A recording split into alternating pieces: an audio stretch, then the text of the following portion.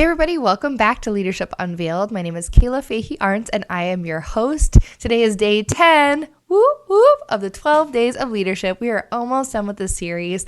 I'm having fun with it. I hope you are too. If you're on YouTube, please subscribe, hit the notification bell so you don't miss the notifications or any videos that I drop, as well as like this video so it reaches more people. I appreciate the love. We're still on track to, I want to hit 1,000 subscribers by the end of the year, and we're over, it's like 823 or 4 the last time I checked, so we're doing great. I'm excited. And if you're on the podcast app, just listening in the car, in the shower, on your way to work, whatever you're doing, thank you for being here. And if you haven't subscribed to the podcast yet, please do that wherever you listen. If you happen to be on Spotify, you can see the video podcast, so you can see this video. And on Spotify, there is a really cute question box that says, what did you think of this episode? And so you can scroll down and put in your comment and I will see it. So I would love it if you guys, wherever you're at, could share with me what has been your favorite day of the 12 days of leadership so far. Go back and look throughout the episodes, whether it's on the YouTube playlist or just scrolling back in your podcast app, and let me know what's been your favorite. And if you haven't followed me on Instagram at KFA Consulting or at Leadership Unveiled, I would really appreciate you do that, because after this 12-day series over, I don't want us to stop being connected. Obviously, I'll keep making episodes, but Instagram is where I can post just a little bit more frequently without having like a polished, edited video. So anyways, let's get down to it. Today, we're going to be talking about riding a bike, and not just riding a bike, but using all your gears. So it is a bike story. It is a bike analogy, but I promise it has a point. So let me start with a quote. I have this book. It's called Make the Most of You. It was one of those bargain books that you see on the shelf from Barnes & Noble's, $6.98 apparently at the time. I don't remember when I bought this, but it's been a long time. Like, I don't know. It could be a decade. It could be more than that. I'm not sure. And the cover is like torn and tattered. Whenever I need inspo, I come in here. And, I just noticed that I have a page flagged. Share your smile. That's cute. So on page 168, there is a quote. Well, first there's a quote, but there's also a paragraph. So let me read the paragraph first. It says, use all your gears. Good cyclists use all of a bike's capacity. Thus, they draw the best from themselves. We can learn when to coast and when to change gears for tough climbs. If you don't change gears to suit the terrain, you'll never discover how far and how fast you can go. And then there's a quote at the bottom of the page that says, most of us have gears we never use. Charles Schulz, 1922 to 2000. Let me share with you a story. So over the last year, my husband at some point decided that he wanted to do triathlons. I'm like, okay, that's amazing. And he's like, do you want to do that with me? I'm like, yeah. And then I'm like, wait, no, that's a lot of work. And actually, I think I would do it with him, but I had just had our son, Theo. And so I was like, yeah, I know. I think I'm going to ease back into life. It's cool. I'm going to ease back into my fitness routine. So you do the triathlons this year. Maybe I'll do with you next year. So anyways, he is already a runner. He can swim at our community center. But then when the spring came around, he's like, I don't have a bike. Like, we have mountain bikes and everything like that, but he didn't have a cycling bike. So if any of you are familiar with those, like, they're very expensive. They're a few $1,000s to get a nice one. You want them made of like aluminum or carbon. It's intense. So anyways, we went to the bike shop. We looked and we were like, nope, that's a lot of money.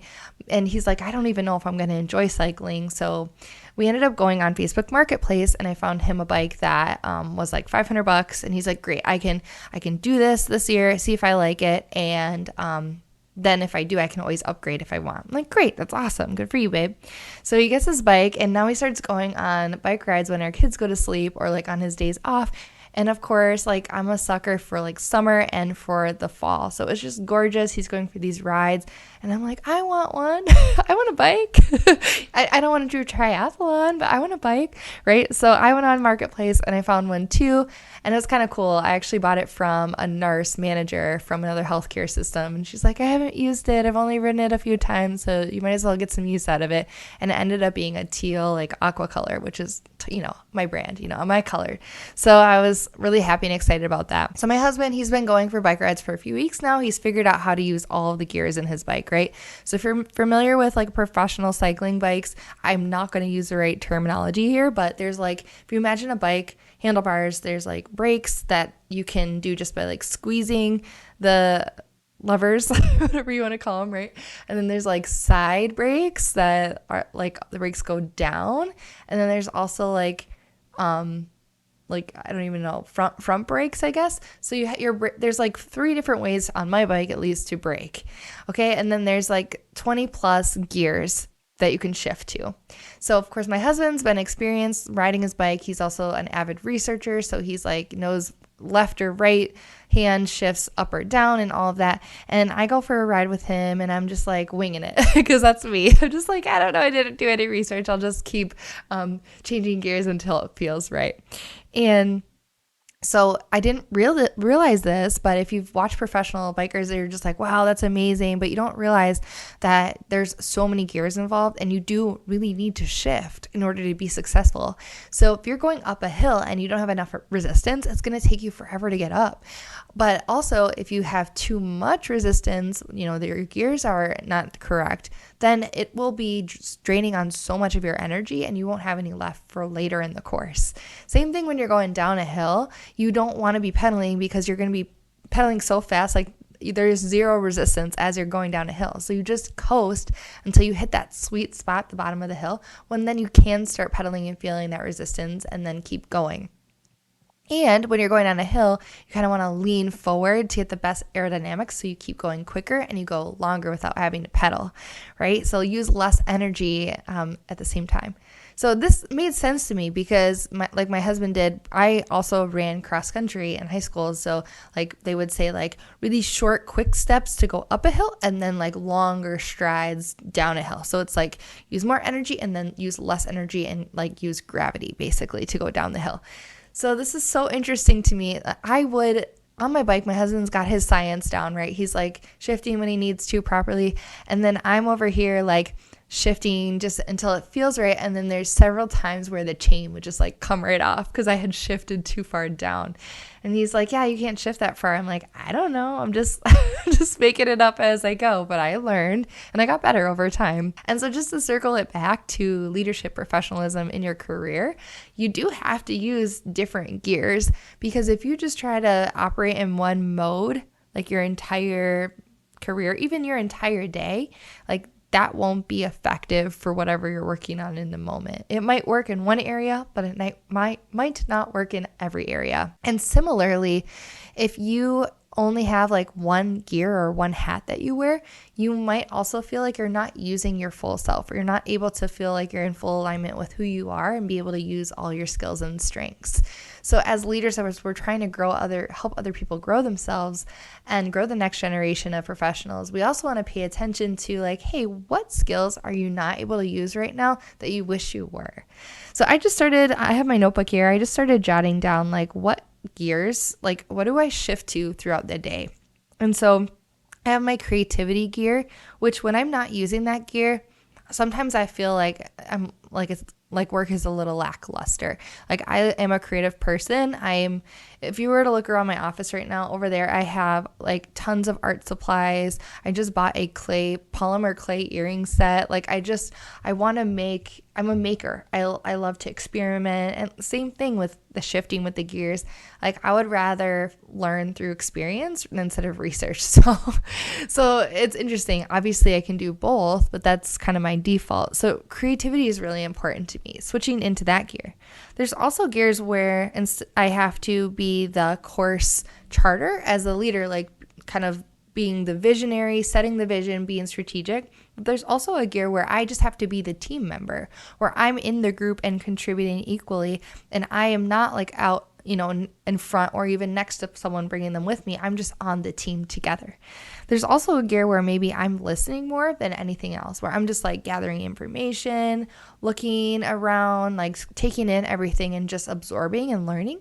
And there are gears where I'm more taking action. I'm like, okay, I've made a decision. We need to move forward. This is the course that we're going to chart. I made a little list. Like if you were to think of the different gears or hats that you need to wear during your work to be successful or to feel like you're using your whole self, what would they be? So somewhat other ones I haven't listed yet would include like humor. Maybe you're more of a nerd, like a brainiac, right? I love that. I'm a scientist. I get that. So maybe you need to be using your logical gear often? What about your heart gear? Like maybe you are somebody who feels really strongly and you need to have like that compassion or empathy in your work. I don't know if I said humor, but humor gear. Like, do you like to bring lightheartedness to your work and find humor and joy during the day? Lots of smiling during the day.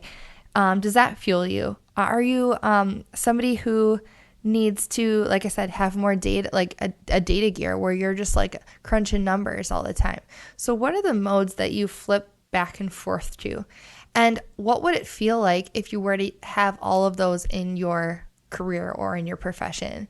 So some people will tell me like, oh, I don't know if this job's a good fit. And I've definitely been there where I'm thinking about that. And the first thing I think about is, are all of the parts of me being fulfilled every day? And you know what? It's actually okay if not everything is fulfilled by your job. That's why we have to have creative hobbies like polymer clay earring making or oil painting or whatnot. But it does work well when different gears of you, most of them do appear in your career or work, because then you're like, okay, yeah, this feels like me. Like coming to work should feel like you're free rather than you're trapped. At least that's my goal, right? When I show up, I want to feel like, yeah, I can be the real me versus like, I have to put on a face and fake it. And I know a lot of us can feel like that sometimes, especially when we're trying to reach a goal or reach an achievement. But really think about when you have all your gears on, you don't have to hide. Like you can just be yourself, because the true you will come out if you're able to experience your full self. So I've used this before. I've said things like multi-passionate. Some people say like hyphenated leader or entrepreneur, whatever you want to say. I think a lot of people who are in leadership positions do end up having lots of different things they care about. So how can you incorporate that into your day so that you feel like a whole human? And like Charles Schultz said, most of us have gears that we never use. So can you explore a little bit more? Can you think about like what is missing, or what gear am I stuck in? Like, is the gear I'm in working right now, or do I need to shift? Like, what if I'm pushing so hard right now, and if I just shifted down a little bit, like, wow, that feels easier. So how could you shift your gears to make something feel lighter or easier for you? Or maybe you're like, this is go time, Kayla. Like, I gotta go. I gotta shift high. I gotta shift up. I'm talking like I know what I'm how to ride a bike. But yeah, maybe you need more resistance so you can just plow forward because you have a big destiny and destination that you're going to, right? So different types of gears and shifting and coasting depending on, the culture of your work, whatever's going on with your projects, with you. So I just wanted to introduce this concept of gears. We're switching often. Sometimes we need more gears to feel like we're fulfilled. Maybe we're in a gear that's too high and we need to take it back a notch so it feels easier. Maybe we've been coasting and we're like, you know what? It's time to, kick it up a notch. So where are you at? We're all in different places, and that's okay. All right, everybody, I hope this was helpful, a little less tangible, a little bit more philosophical for you today.